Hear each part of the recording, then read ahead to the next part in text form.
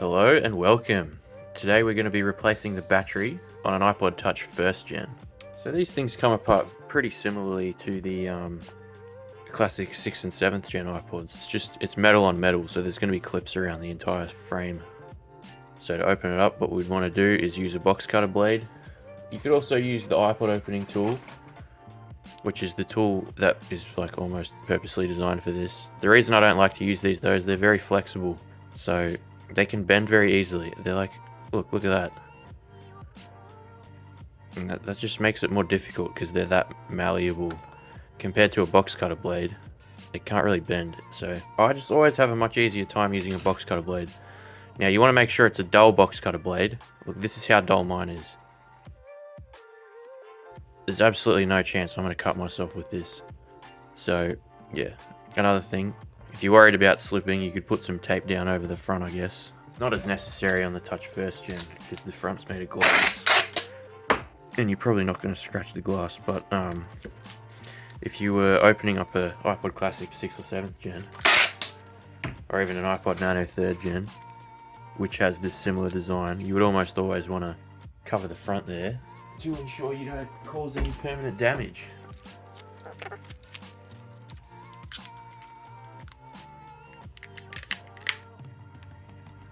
Yeah, and these come off a lot easier than the iPod Classics and iPod Nano backs. The clips just aren't as substantial. There we go. Now it's fully off.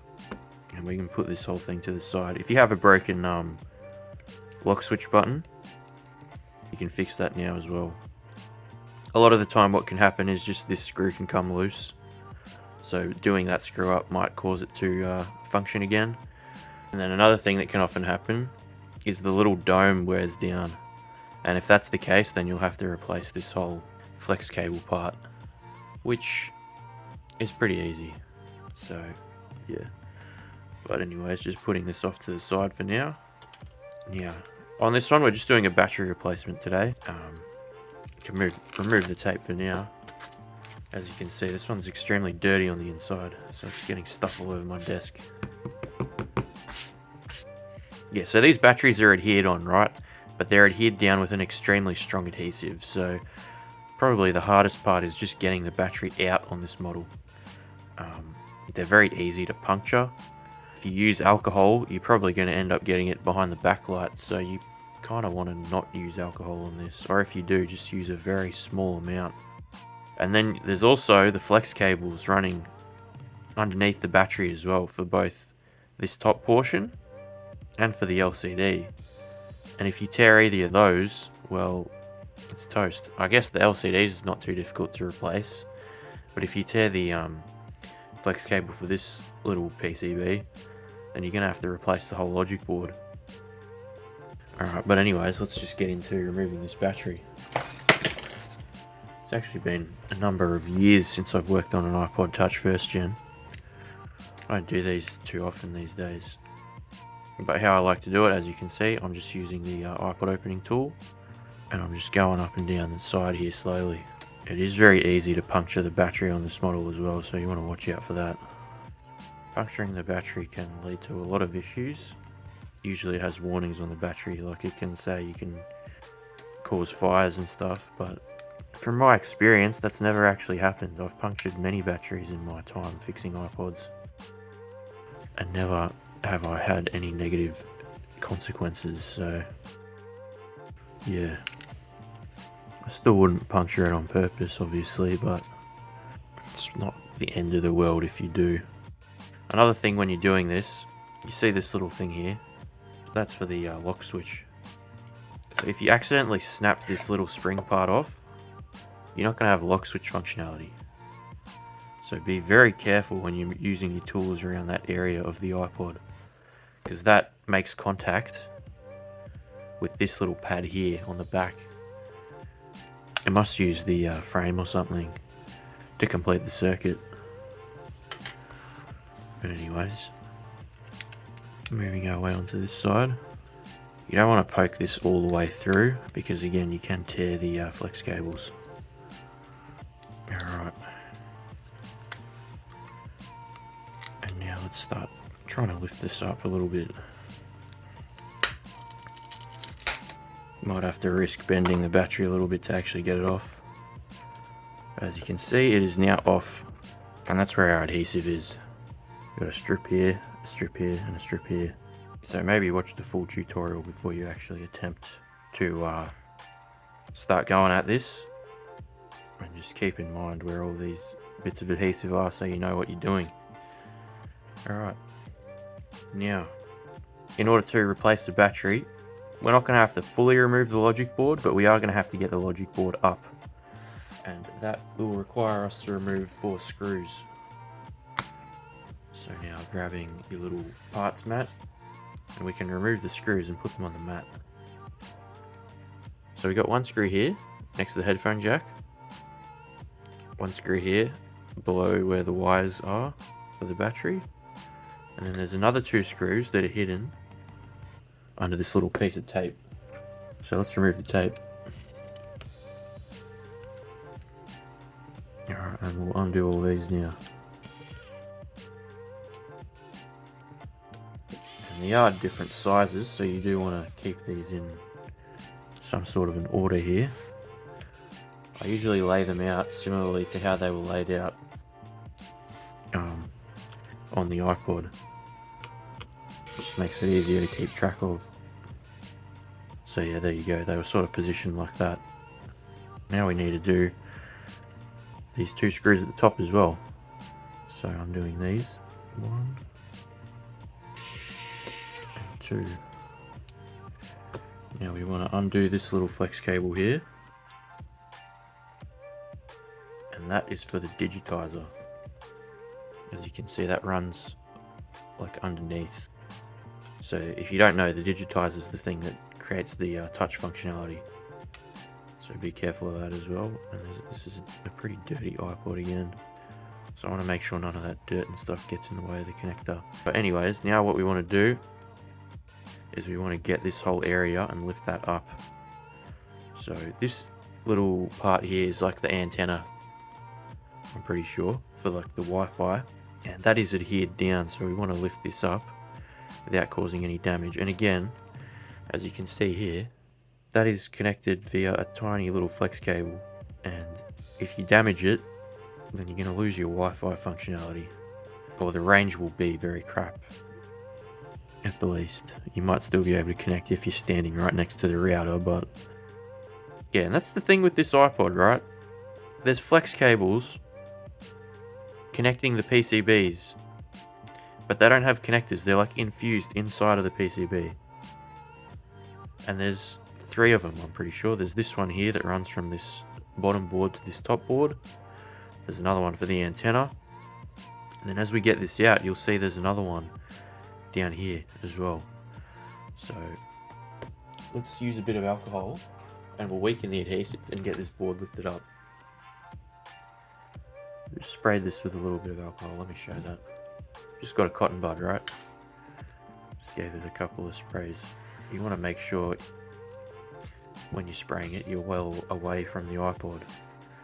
Because, again, if you get this stuff behind the backlight, it can cause a mark. So now that we've done that, I would grab our tweezers. Alright, now what we want to do is just gently pry this thing up. Again, it is adhered down. I want to be careful not to break it. There you go. Sometimes this gold thing can come off the frame as well when you're lifting this up. If that happens, don't worry. We can always put it back later. And now we can lift the rest of this up. Again, being very careful to not break anything. What is keeping it down? Just stuck on the frame, I guess. And it's also adhered down back here as well. So you want to be careful not to rip anything. And there we go. And now what we can do is we can lift up this logic board here. So to do that, I might use a plastic tool, one of these. Come and just pry from the back here. I think this might also be held down with adhesive as well, but It's on there pretty tight from memory. You do want to be careful around this area as well, not to damage that flex cable. I may actually end up using the tweezers to get this off, or even the pry tool. Let's have a go with that. I think I remember this is what I was using last time. Yeah, so there is some adhesive down here that you have to sort of break before it'll actually come off. Alright, now notice I didn't rip this up straight away, because if you do, this headphone jack can it can tear right here, which isn't the end of the world, because this headphone jack is one of the easier things to replace on this. Alright, there we go. And now we can lift this whole thing up. And as you can see, half the logic board is still adhered down here. And it just bends up because there's two little flex cables running on either side. And if you tear either of those flex cables, the whole logic board will be completely toast. Because as you can see, there is a fair number of components that's down there on that side. They've really designed this PCB to be very overly complicated and extremely fragile. Now, what you could do to replace this battery is you could remove this logic board entirely, because this is just held on with adhesive now as well. Although, I like to not do that, because as you can see, our home button is clicking very well at the moment. And if you take this logic board off, it can be hard to get this clicking functionality back to how it was, or how it is at the moment.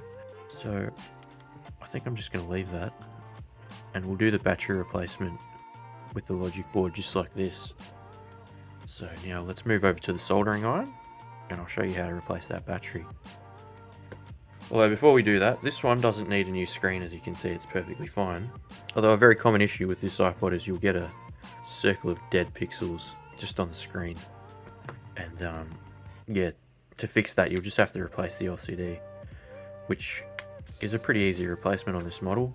As you can see, there is a bunch of screws running up and down each side, and what you have to do is just unscrew each one, and then this whole LCD assembly will just pop out. And I'll show that later in another clip. And then yeah, just screw the new one in and you'll be good. You'll be good to go. Alright, so now let's move over and do this battery replacement. Okay, we're now over at the soldering iron. I am using a microscope here, which is a bit overkill for this. But you may still want some magnification, because it is sort of small. Alright, so what we want to do first is remove this battery. And it is soldered in again. But before we fully desolder it, you may notice that there is a bunch of I don't know what this is called. It's like a rubbery silicon type of material. I want to sort of peel some of that off first before we actually go and desolder this. So just grab your tweezers and just pull it all off, I guess. Alright, there you go. Those wires are freed up enough where we would be able to desolder them now. Let's lift this logic board back up. You do want to take note of the order of the wires at this stage as well. You can just use this video as a reference, but white at the bottom, red in the middle, black at the top. Alright, now let's desolder them. I like to do this from behind. I also like to get something to hold this section, this part of the iPod up, so I'm just going to rest this on my alcohol bottle here. Now what I'd like to do is grab some of this flux paste and apply a bunch of it over the solder joints. Now we grab, I think it'll be easier on this model if we add a little bit of extra solder to all of these joints before we try to pull the battery out, because there isn't actually that much on them by default. So let's just do that first. Alright. And just sort of pull down as you're heating them up.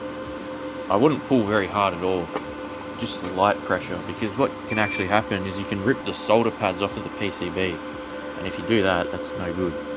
Now that we've got them off, I might apply some extra flux and extra solder to this on this side now. Yeah, just make these look kind of clean. You don't want too big of a ball appearing here, but just a little healthy amount is good. Alright, that's all good. I know it's a bit hard to see, but just make it look like that. You don't want massive balls. just a bit of solder. Now, before we put the new battery in, let's clean up the other side. As you can see, it's very gunky and stuff. So I'll start by scraping off the rest of that silicone stuff. So just grab the tweezers out. Don't scrape too hard, obviously. You can mark up the PCB, which is not ideal, but just some light scraping is all good. Now applying some more flux and apply some more solder now. Alright, very nice. And that area is now clean up enough. Might flip this back over because we have a ball here that's too big. These joints are now good enough to put our new battery in. Now some people would prefer to remove all the solder before soldering their new battery in, and if you wanted to do that, you would need to use something like this. This is called Gootwick.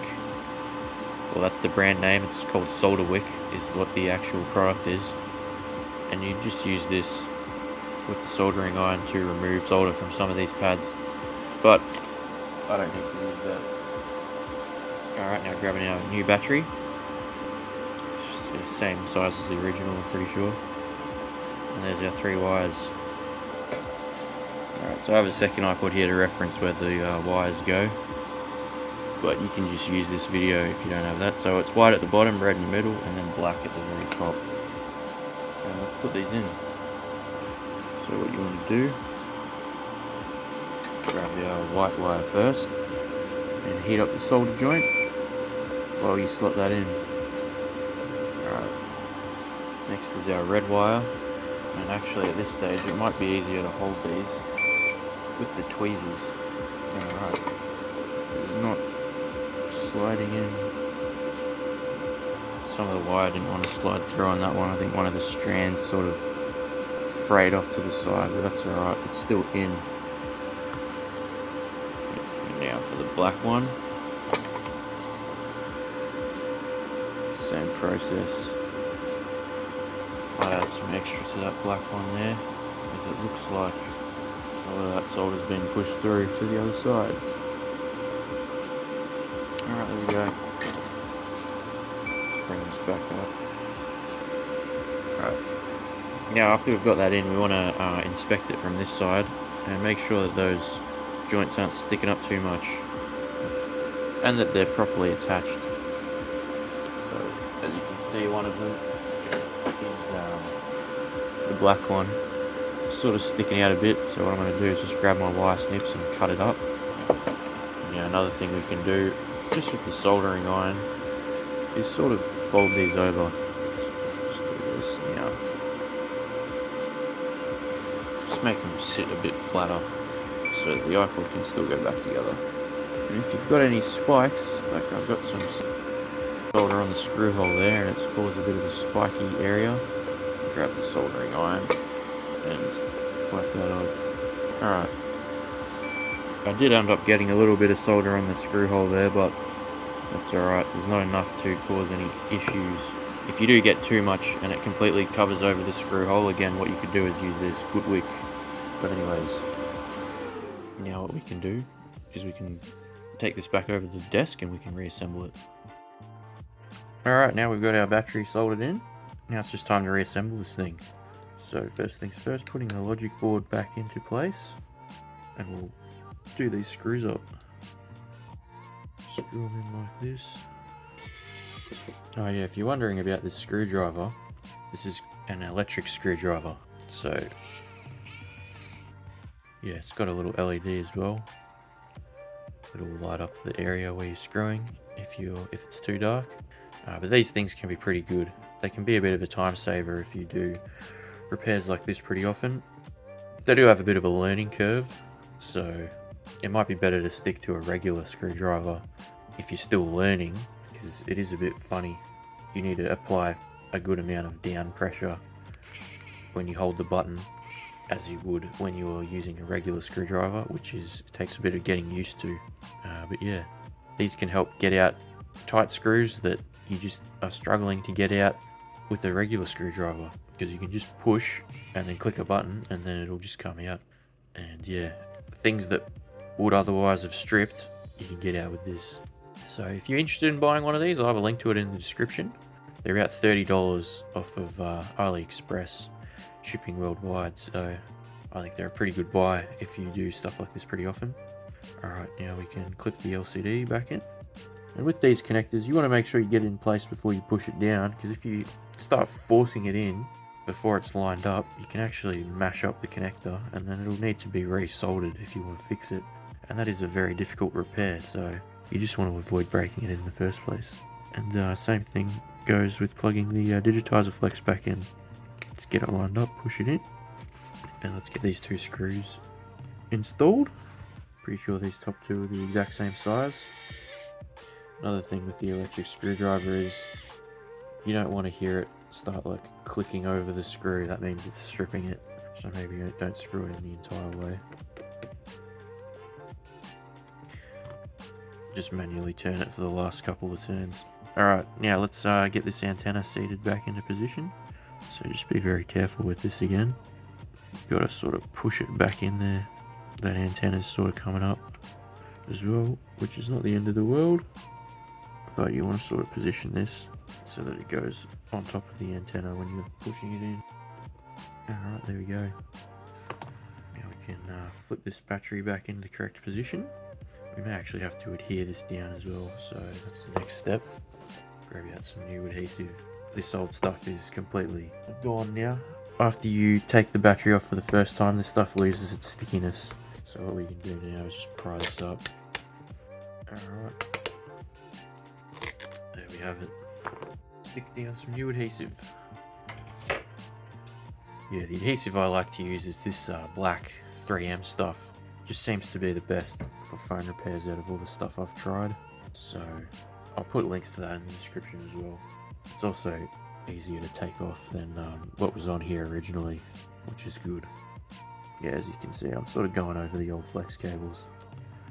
Doesn't really matter, since you'll still very easily be able to take the battery back out without actually damaging any of this stuff. Now we can peel these back and put our battery into position here. And another thing we want to do, you see how my red wire is just sort of sitting under the frame there. You want to tuck these wires up into position so that they're not going to get damaged when we go to put that back cover back on. But before we do put the back cover back on, now is a great time to actually test this thing. So what I would do now is just go and plug it into power. Have to wait a little bit for it to charge up. Alright, so after charging this thing up for a little while, we're now at full battery. And I also just realised this thing charges over Firewire, which I'm pretty sure is exclusive to the iPod Touch 1st gen. Pretty sure none of the other Touches and Nanos have the ability to charge over Firewire, although correct me if I'm wrong on that. But I thought that was pretty cool. Firewire charging is a little bit better. It's 12 volts, and I'm pretty sure just a little higher amperage as well, so it's kind of like a fast charger for the iPods. Although yeah, it usually doesn't work on Touches and Nanos, so I was pleasantly surprised that it worked on this. Yeah, as you can see what I did there, bridging those two little lock and unlock the device. So now let's get this back cover back on. This was a bit dirty, I remember. Still looks a little bit dirty, so what I'm going to do, grab a cotton bud, spray it with alcohol, just wipe everything around here. Something else you can wipe is this pad on the lock button.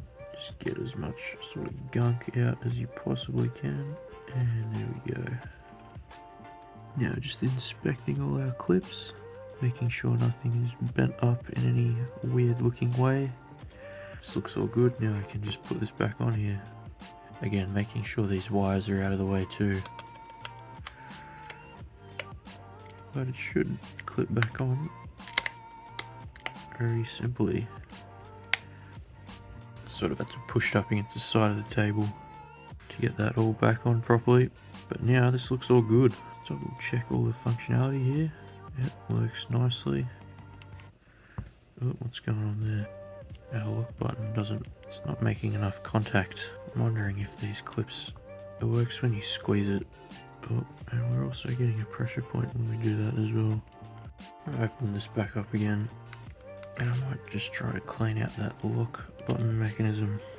Now, I'm not sure if this button itself might be a bit corroded or if it's not making proper contact. I might actually just clean out the button. Just assume that it could be something to do with this. not working. So if you want to clean out this button, first we got to just remove these 2 screws. Then we just got to spray some of this and just peel it up. And there's our dome. Alright, let's try cleaning the dome.